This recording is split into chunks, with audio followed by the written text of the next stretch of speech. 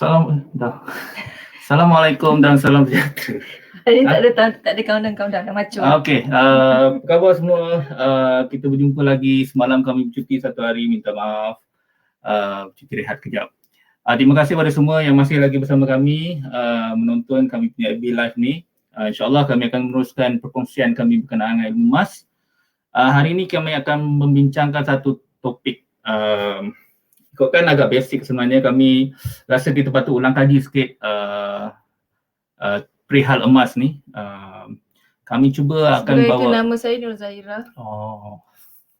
Nama saya Izzy Ismail. Apa khabar? Okay, kami bersiaran dari Jepun. Saya seorang jurutera, sedang bekerja di sebuah syarikat multinasional dalam industri IT. Kami ada 3 orang anak, sedang membesarkan mereka bersama-sama isteri saya di Jepun. Baik, semalam saya ada dapat satu persoalan sebenarnya daripada seorang sahabat. Apa benda yang kau sekarang beria sangat bercerita pasal emas? Dia tanyalah, dah kerja elok di Jepun sana, kenapa nak menjual emas? Jadi saya rasa banyak orang, mungkin rakan-rakan saya yang lain pun ada persepsi ni. Saya ni sebenarnya bukannya seorang yang gemar bercakap. Saya agak memilih dalam apa topik yang saya ingin perkatakan. Tapi itulah berkaitan dengan topik kita juga hari ini sebenarnya. Lepas saya memahami emas ni, saya rasa terpanggil bertanggungjawab untuk saya sampaikan ilmu ni, sebab bila saya fikirkan ada beberapa perkara yang akan kami bongkarkan hari ini sebenarnya.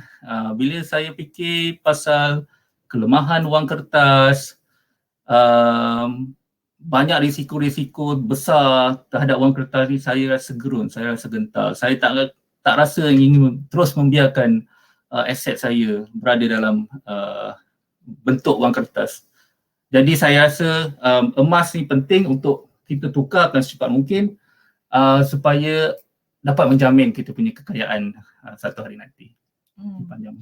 Permulaan dia sebenarnya, kita semua tahu tentang kehebatan, kebagusan emas ni sebenarnya. Sebab kita tahu, kita daripada dulu kita dengar atau nenek kita semua emas kan. Tapi waktu tu, kita tak tahu yang sebenarnya, terutamanya kaum lelaki, okay? Siapa yang tahu rupanya boleh ada bentuk emas lain yang orang lelaki boleh buat simpanan. Jadi tahu benda tu bagus tapi tak jumpa cara. Jadi bila tahun lepas, bila jumpa, lepas tu kena tu dengan dengan isteri dia tiap hari, dia baca buku banyak. Bila dah baca tu, rupanya kami jumpa keputusan yang kami buat hujung tahun lepas tu sebenarnya keputusan yang terbaik. Rupanya bukan setakat beli emas untuk pelaburan ke atau benda tu, rupanya ada lagi banyak benda yang menyebabkan kami rasa keputusan untuk menyimpan kami punya simpanan tu dalam bentuk emas tu sebenarnya adalah keputusan yang terbaik. Jadi marilah bersama-sama kami menyimpan emas. Baik, saya nak berkongsi satu perkara asas lah ya. Kita bercerita sedikit pasal sejarah. Saya ni tak berapa pandai sangat pasal sejarah, tapi bila saya buat kajian, bacaan kan, saya nak cuba bagi satu perspektif. Emas dan wang kertas, macam mana pertalian mereka berdua ni, emas dan wang kertas. Mungkin ada ramai yang orang ada persepsi macam saya, emas ni, wang kertas ni sebenarnya bersandarkan pada emas. Tak tahu, saya pun selama ni memang ingat kan, wang kertas kita ni bersandarkan pada emas. Rupa-rupanya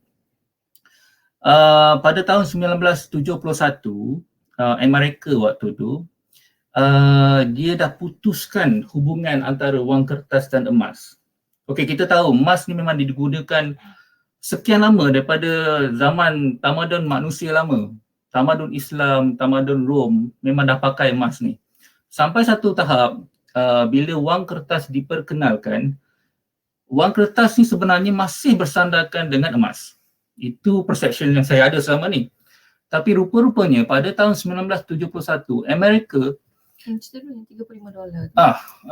Waktu sebelum 1971, untuk Amerika mencetak $35 duit dia perlu bersandarkan dengan 1 ons emas.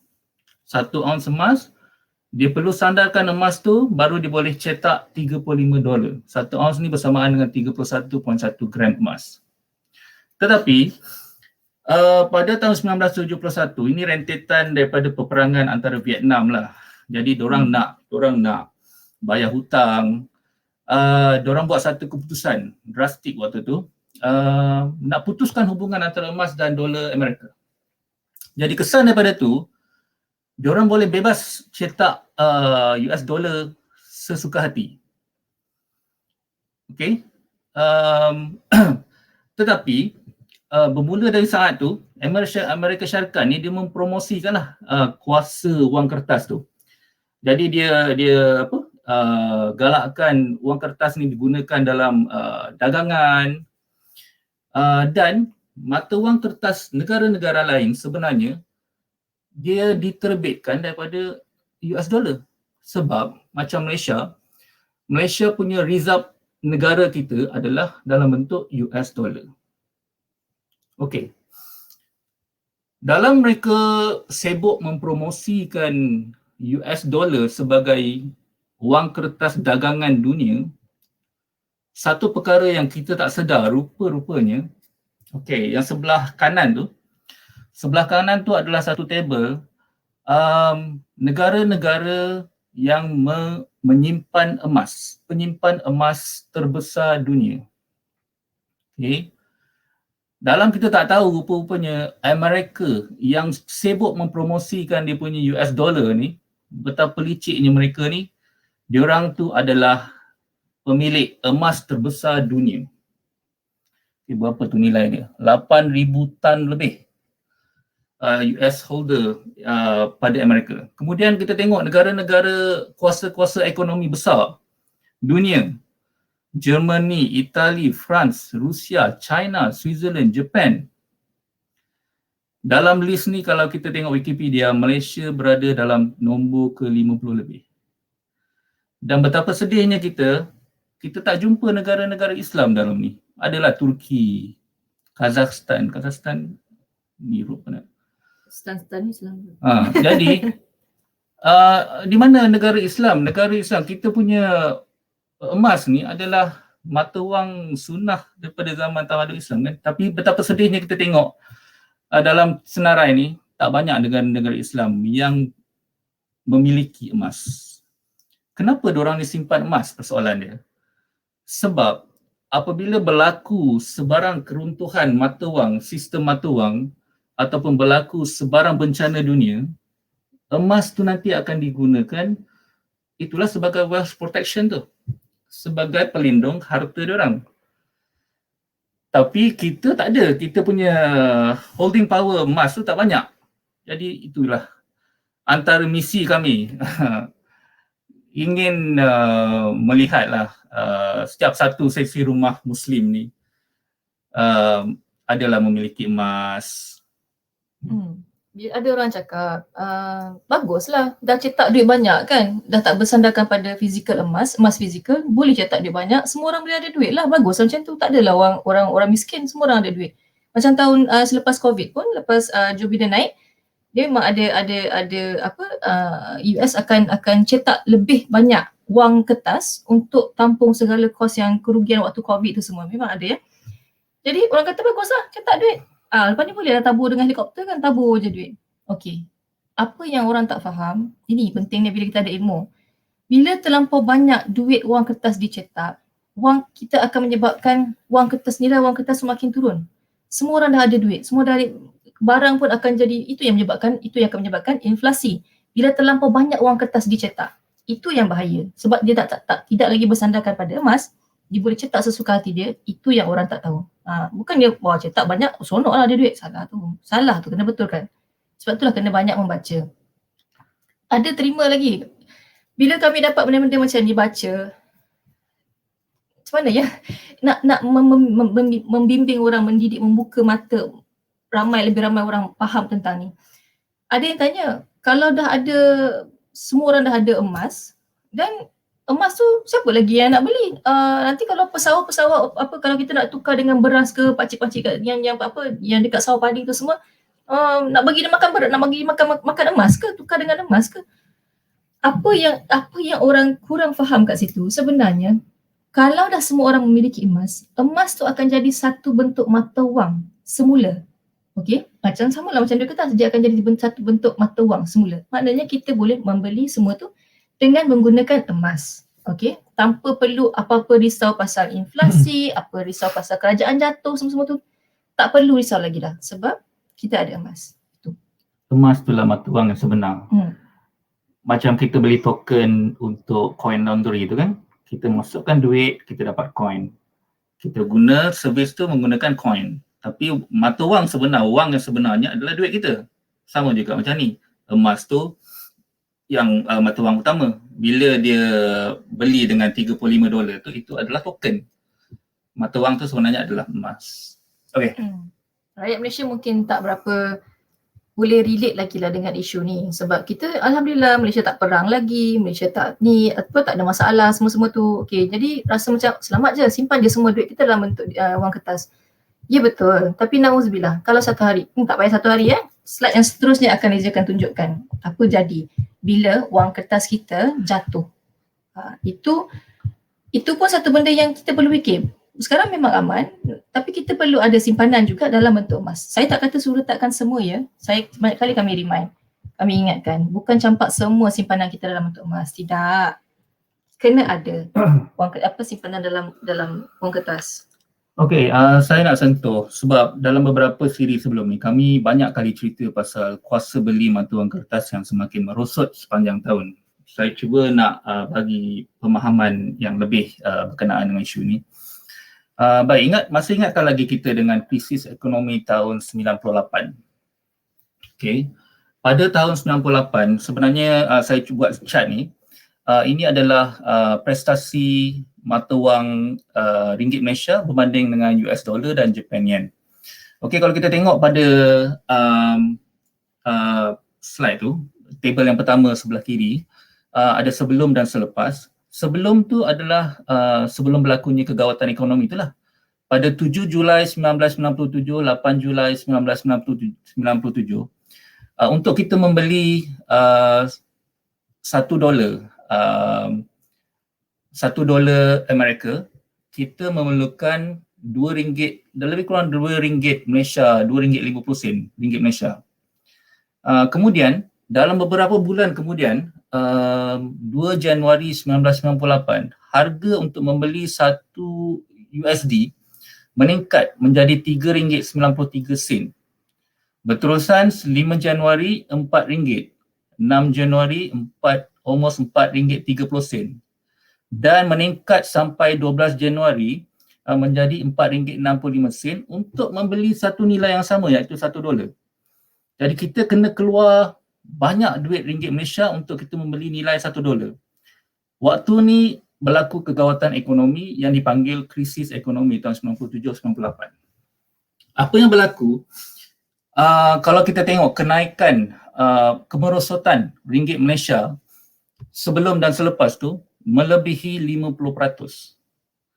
Nilai ringgit Malaysia jatuh melebihi 50%.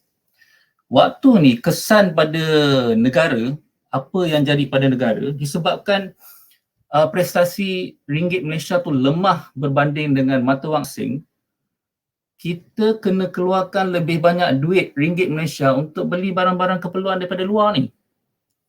Disebabkan kita beli barang-barang import, kita banyak barang-barang dalam Malaysia tu, banyak barang-barang import. Even beras pun kita masih import lagi. Jadi untuk kita beli barang-barang import, kita kena keluarkan duit yang banyak. Kesan daripada tu, barang-barang keperluan asas dalam negara kita harganya naik mendadak. Kos untuk kita keluar negara bercuti makin bertambah. Ini pada tahun 98 adalah hari ini dalam sejarah di mana kerajaan Malaysia terpaksa memberhentikan penghantaran pelajar ke luar negara untuk melanjutkan pelajaran. Ramai rakan-rakan saya terlibat dengan krisis ekonomi ini sebab negara perlukan lebihan wang untuk keluarkan pelajar ni taja mereka ke luar negara.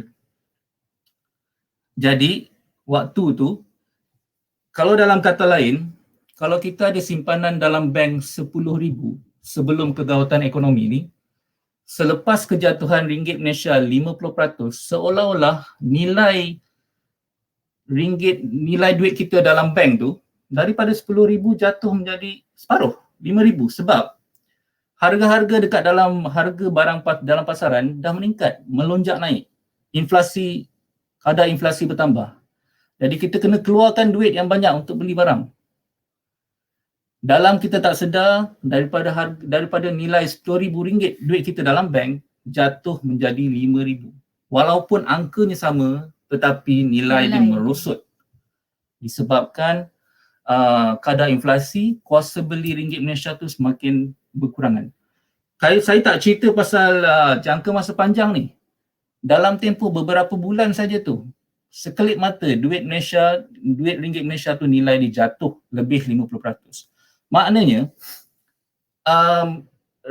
mata wang kertas ni berpotensi untuk ada fenomena macam ni berlaku.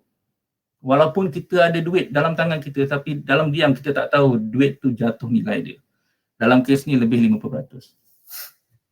Waktu ni saya cuba nak kaitkan dengan apa yang kami bincangkan sebelum ni, ada dana pendidikan anak-anak ya.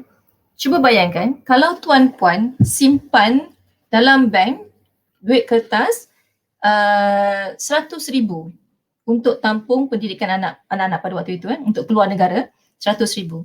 Tapi disebabkan ringgit Malaysia kita jatuh hampir separuh tu.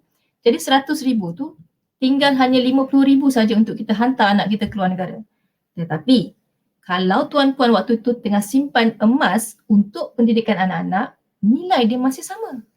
RM100,000 sebab nilai emas di Malaysia dan di luar negara, di US ke mana-mana masih sama. Kalau kita simpan RM100,000 dalam bentuk emas waktu itu untuk hantar anak kita keluar negara, dia masih yang sama. Tiada sempadan. Ringgit yang jatuh, emas masih tidak. Betul? Saya lah antara orang-orang yang tahun 98 waktu tu, saya sepatutnya waktu batch saya waktu tu minta untuk belajar keluar negara, semua tak lepas sebab kerajaan tidak mampu untuk tanggung. Jadi kalau kat waktu itu ibu bapa waktu tu ada simpanan dalam bentuk emas, bila-bila masa je ringgit jatuh ke apa ke, masih boleh hantar anak keluar negara. Tapi waktu tu tidak. Okey, saya sambung lagi dengan table yang sebelah tu. Table yang sebelah tu adalah pada tahun 2021, Februari 2021, saya berpeluang, alhamdulillah saya berpeluang untuk melanjutkan pelajaran ketika kegawatan ekonomi ni berlaku. Kebetulan saya berpeluang untuk melanjutkan pelajaran pada tahun 1997 sebelum kegawatan ekonomi berlaku. Jadi tujuan saya untuk tunjuk yang tahun 2021 Februari itu punya kadar mata wang, sewaktu saya ditaja oleh kerajaan untuk belajar di Jepun, pada ketika itu untuk membeli 100 yen nilai pada waktu itu tahun 1997 RM2.24 ringgit Malaysia.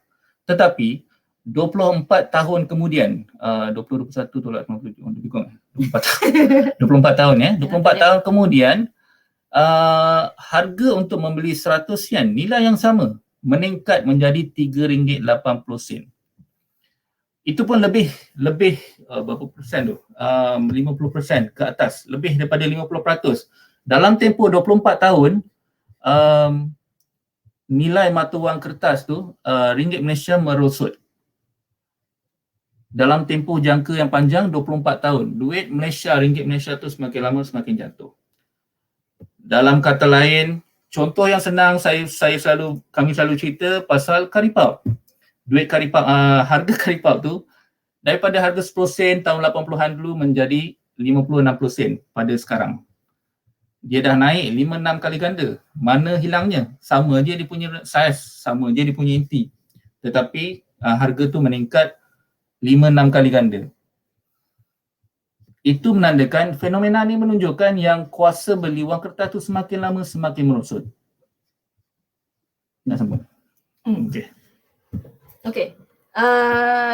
Sebenarnya yang slide ni tak ada tu sangat pun. Just hanya nak tunjukkan betapa wang kertas ini, wang shilling, wang kertas yang kita ada sekarang ni Dia bergantung kepada kerajaan yang tetapkan, satu kerajaan tu yang tetapkan nilai dia. Okey.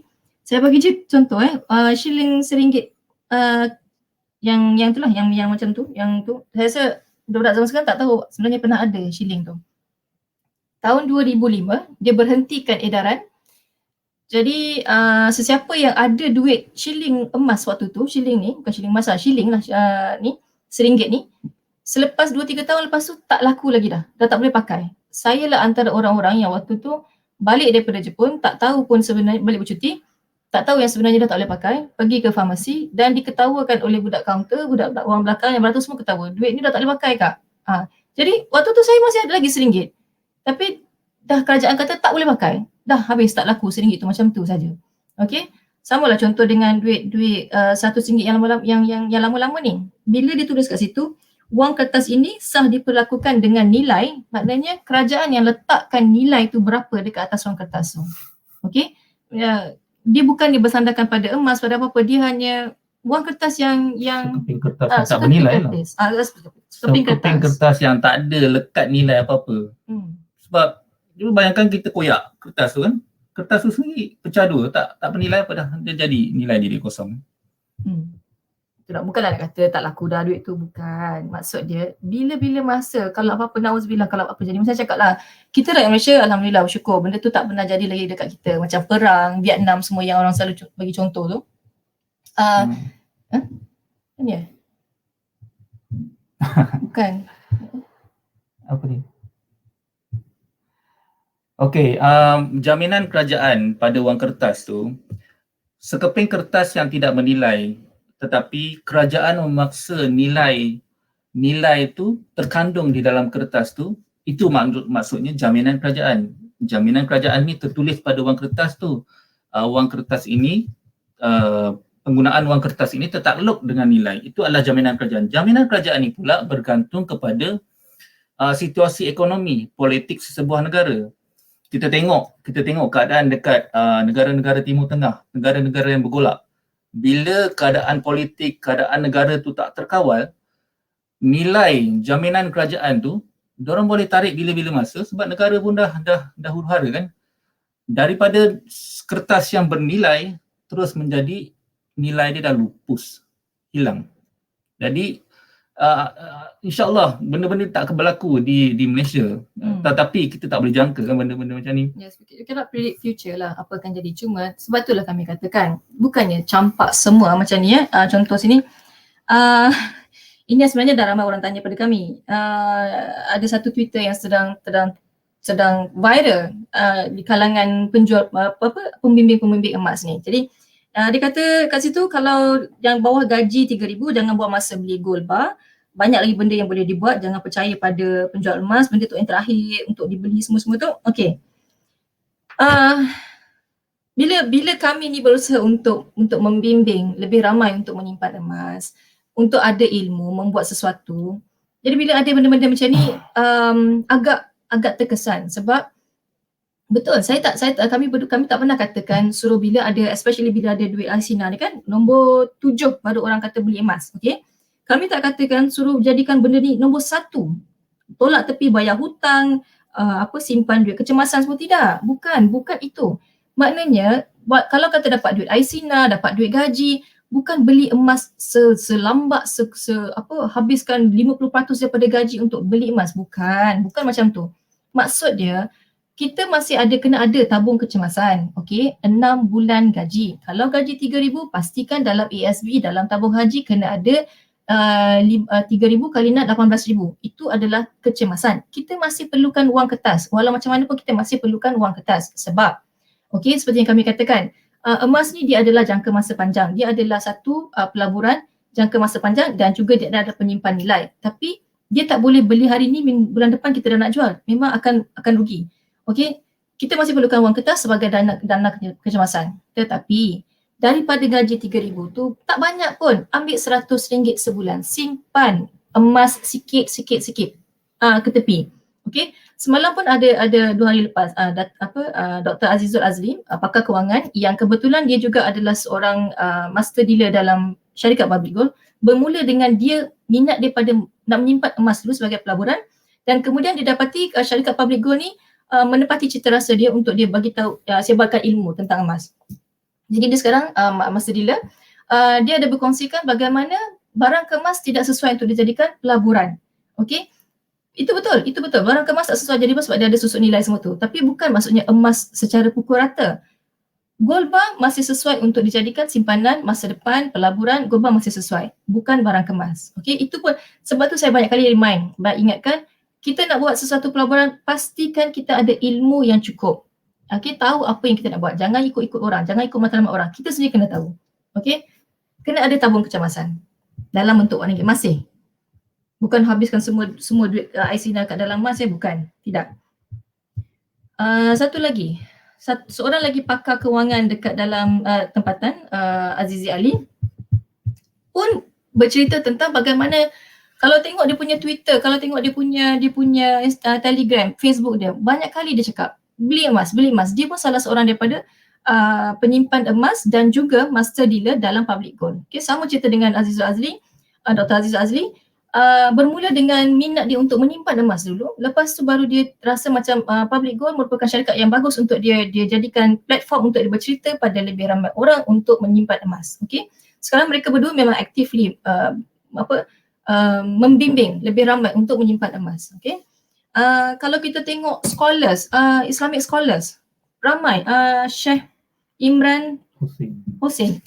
Tengok, pergi YouTube, cari. Ada ramai scholars Islam, ilmuwan Islam yang tekankan tolong simpan dinar, tolong simpan dirham, emas, perak, simpan. Sebab memang ada sebab bila kewangan negara, ekonomi negara, mana negara jatuh, emas yang akan pegang kita punya kekayaan. Okay? Kalau takut dengan perkataan kekayaan, emas yang akan kekalkan kita punya simpanan untuk anak-anak, untuk keluarga.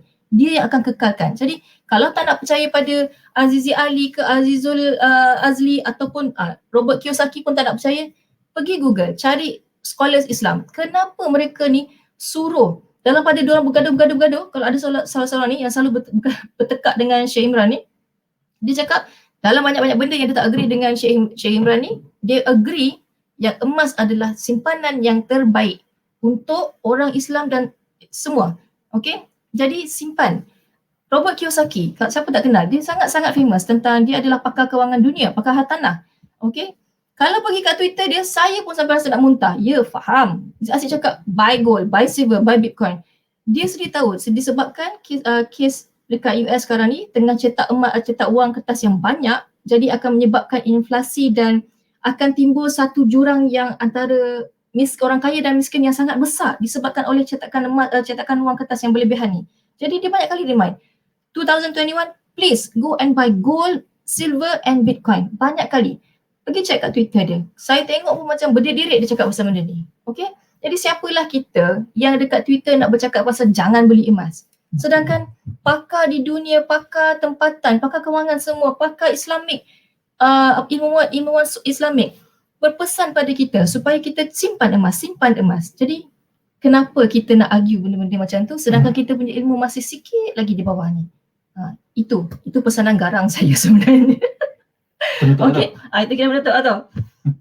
Okey, jadi sebab ada orang tanya saya dan saya kena jawab. Okey, itulah cerita dia. Jadi simpan emas. Bukan suruh buat selambak macam tu, tapi simpan sikit-sikit. Okey. Sebagai penutup, Izzy nak cakap pasal tu ke? Nak kata pasal? Okey, esok kita akan habis topik hari ini. Kenapa kami sentuh pasal ini? Sepatutnya hari ini topik adalah emas sebagai pelaburan. Tapi kami nak tutup dulu emas ini sebagai simpanan dulu ya. Maknanya emas simpan sikit-sikit ni sebagai simpanan dulu. Belum masuk pelaburan lagi. Ini semua topik ni adalah untuk simpanan. Kita akan tutup dulu pasal topik tu hari ini. Esok kita akan mulakan bagaimana emas ni boleh dijadikan pelaburan. Sebab kita ada terbagi pada dua, penyimpan dan pelabur. So besok kita akan tengok graf, analisis teknikal emas semua tu bagaimana pelabur menggunakan emas sebagai pelaburan. Esok topik tu. Okey, terima kasih kerana bersama kami lagi hari ini. InsyaAllah kita akan sambungkan perbincangan esok hari di waktu yang sama. Jumpa lagi esok. Assalamualaikum. Bye-bye. Assalamualaikum. Selamat malam.